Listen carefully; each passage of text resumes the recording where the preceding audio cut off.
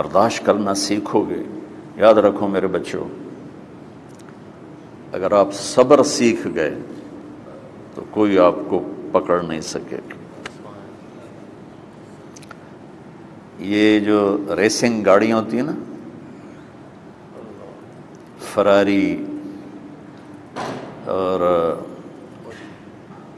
مختلف ان کے نام ہیں، مشہور فراری ہے، اٹلی میں بنتی ہے، لمبرگینی، یہ دونوں بنتی ہیں وہاں اٹلی میں، اور اس میں جو آدمی جا رہا ہو اس کے لیے سپیڈ لمٹ کی قید کوئی نہیں، ورنہ سب گاڑیوں پہ 120 کلومیٹر پر کے اوپر جائیں گے تو جرمانہ ہوگا، لیکن جو آدمی لمبرگینی میں جا رہا ہے یا فراری میں جا رہا ہے اس کے لیے کوئی جرمانہ نہیں، چونکہ وہ یوں کرو تو 1 سیکنڈ میں وہ 120 پہ چلی جاتی ہیں، صرف اتنا کرنے سے شوں ایسے جاتی ہیں۔ تو میں آپ کو ایک لمبرگینی دینا چاہتا ہوں، فراری 8 کروڑ کی ہے، فراری 8 کروڑ کی گاڑی ہے فراری۔ کئی دفعہ وہاں جب جاتا ہوں تو کوئی نہ کوئی بٹھا دیتا ہے، یہ آپ کو ذرا سیر کرائیں، وہ ہمارے کو تو شوق کی کوئی چیز ہے نہیں، وہ نوجوانوں کے شوق کی چیز ہے۔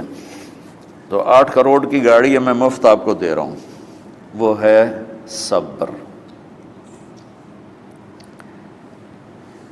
آخرت کے سفر میں اگر تیز چلنا چاہتے ہو، سب سے آگے نکلنا چاہتے ہو، تو صبر کی فراری پہ سوار ہو جاؤ، تمہیں کوئی پکڑ نہیں سکے گا، تمہارے کوئی قریب بھی نہیں آ سکے۔ کہ دنیا میں صبر کرنے والوں کا قحط آ گیا ہے، بڑے بڑے علماء ہیں اخلاق سے خالی، بڑے بڑے علماء ہیں صبر جانتے ہی نہیں، اور پورا معاشرہ سر علماء، تم کل کے علماء ہو اس لیے علماء کی بات کر رہا ہوں، ورنہ پورا معاشرہ میرے بچوں صبر سے خالی ہے۔ تم سیکھو۔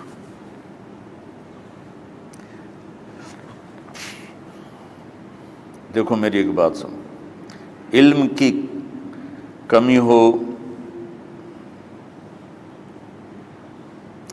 تو اچھے اخلاق اس کو چھپا دیتے ہیں،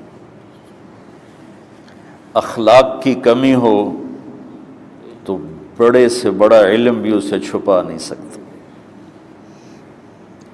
سارے عیب ہوں اور اخلاق اچھے ہوں تو اخلاق وہ چادر ہے جس میں سارے عیب چھپ جائیں گے، بس ساری صفتیں ہوں اور بد اخلاق ہو تو ہر صفت کو بد اخلاقی چھپا دے گی۔ میرے نبی نے نماز لمبی پڑھی، اللہ نے روک دیا، کہا نہیں چاہیے، ما انزلنا علیک القرآن لتشقی، مختصر نماز پڑھیں، درمیانی نماز پڑھیں، پیسہ سارا خرچ کر دے، اللہ نے روک دیا، ولا تبسطها کل البسط، میرے نبی سارا خرچ نہ کرو، کچھ بچا کے بھی رکھو۔ تبلیغ میں اپنی جان کھپائی، اللہ نے اس سے بھی روک دیا، فلا تذهب نفسك علیہم حسرات، تبلیغ کرو خود نہ مر جاؤ۔ تبلیغ کتنا بڑا عمل ہے، اللہ نے کہا اعتدال۔ نماز کتنا بڑا عمل ہے، اللہ نے کہا درمیانہ ہاتھ رکھو۔ مال خرچ کرنا کتنا بڑا عمل ہے، اللہ نے کہا درمیانہ ہاتھ رکھو۔ جب میرے لیے میں نے اخلاق میں بلند پرواز دکھائی تو اللہ نے کہا شاباش انک لعلی خلق عظیم، میرا نبی میں آپ کو شاباش دیتا ہوں، آپ کے اخلاق بڑے عالی شان ہیں۔ یہ نہیں کہا کہ اتنے بھی ذرا تھوڑا اکھ بھی کھائی کر، کوئی کوڑا ہویا کر۔ تو تم مولوی بڑے غسیلے ہوتے ہو، تم میرے بچے بیٹھو نا اس لیے بات کر رہا ہوں، صبر نام کی شے ہی نہیں ہوتی۔ فقہ پڑھنا تو ہماری مت ماری جاتی۔ قرآن کو بھی فقہ کے انداز میں پڑھتے ہیں، حدیث کو بھی فقہ کے انداز میں پڑھتے ہیں۔ بخاری سے زیادہ امام بخاری پڑھاتے ہیں، ترجمۃ الباب پہ اتنا وقت لگا دیتے ہیں کہ حدیث جو اصل چیز ہے اس کی طرف توجہ نہیں جاتی۔ امام بخاری کی کتاب کا مقدمہ کوئی نہیں، تو اس پر جب بخاری شروع ہوتی ہے تو ہفتہ ہفتہ اس پہ سبق چلتا ہے کہ امام بخاری نے مقدمہ کیوں نہیں لکھا، جی میں سارے مل کے یعنی امام صاحب نے تو گلاں کیتی جاندی۔ میں اس کا اتنا آسان 1 منٹ میں اس سارے سبق کو ختم کر دیتا ہوں بخاری شریف کے، کہ دیکھو بھائی امام صاحب کا دل نہیں کیا مقدمہ لکھنے کو، اس لیے انہوں نے نہیں لکھا۔ گلموں ایک حدیث کے عنوان اور حدیث میں جوڑ نہیں تھا، تو شیخ رمزی بہت بڑے فاضل آدمی ہمارے فیصل آباد، میں نے کہا شیخ یہ جوڑ کوئی نہیں، کہا شیخ ھذا من اصعب ابواب البخاری، یہ بخاری شریف کے مشکل ترین ابواب میں سے۔ میں نے کہا بڑا آسان کام ہے، امام بخاری بھول گئے، ترجمہ کوئی اور تھا، حدیث کوئی اور لکھ دی، بھول گئے، بشر ہی تو ہیں، کیوں بچوں نو مصیبت وچ پاندے ہو؟ تو بچوں شوق سے جاؤ، بہانے نہ کرو، ہماری طرح تھوک ڈال کے پیٹ میں درد، وہ شامہ پہ جان گیا پھر توڑیاں۔ ٹھیک ہے نا، میں زیادہ بول نہیں سکتا ہوں، ضروری سمجھ کے آیا تھا کہ تم خوشی سے جاؤ۔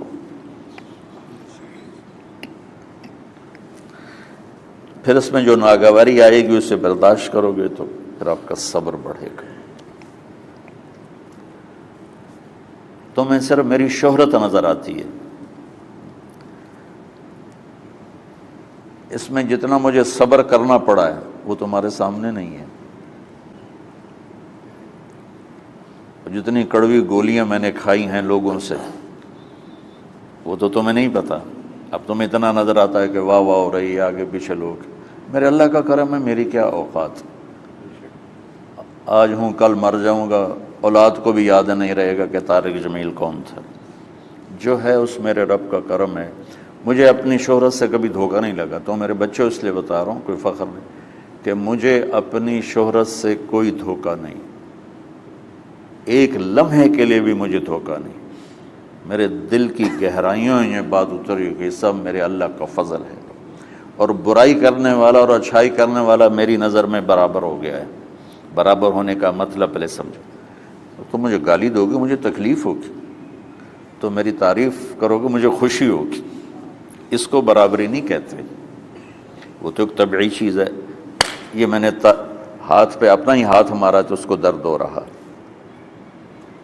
تو اگر میں مولوی شوکت صاحب سے بدتمیزی سے بات کروں گا تو ان کو تکلیف ہوگی، اور میں ان کی قربانیاں بیان کروں گا، یہ ذرا کھڑے ہونا، ادھر ہاتھ دو، یہ اس سارے نقشے کے بانی ہیں، یہ پہلی اینٹ ہے، یہ 3000 روپے اس وقت لے رہے تھے 1985 میں 86 میں کراچی،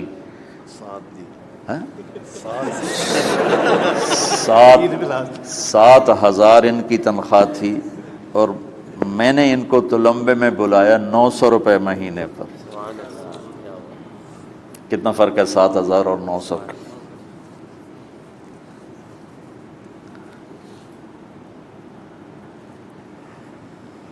لوگ میری تعریف کرتے ہیں، میں اللہ کا شکر ادا کرتا ہوں، اور اس پہ میں تکبر میں نہیں آتا۔ یہ ہے مدح اور ذم برابر ہو جائے، یعنی تعریف کرنا اور برائی کرنا برابر ہو جانے کا مطلب یہ نہیں ہے کہ برائی سن کے اثر نہیں ہوتا اور تعریف سن کے اثر نہیں ہوتا، نہیں، برابر ہونے کا مطلب بتا رہا ہوں، اس کی توفیق، تائید، رحمت اپنی اولاد کو بتا رہا ہوں۔ کوئی میری تعریف کرتا ہے، میں اللہ کا شکر ادا کرتا ہوں اور اپنے آپ کو بھولتا نہیں ہوں۔ کوئی میری برائی کرتا ہے تو میرے دل میں اس کے لیے کوئی منفی جذبہ نہیں پیدا ہوتا۔ یہ ہے اچھائی برائی کو برابر کر دینا۔ کہ میرے اوپر مختلف الزام لگتے ہیں تو میں ان کو پی جاتا ہوں، اور اس طرح کا معاملہ کرنے والوں سے اپنے دل کو بالکل صاف رکھتا ہوں، بالکل صاف، اور میرا ان سے معاملہ اسی طرح ہوتا ہے جیسے پھر آؤ جی اپنی وجہ سے کبھی کسی سے قطع تعلق نہیں کرتا۔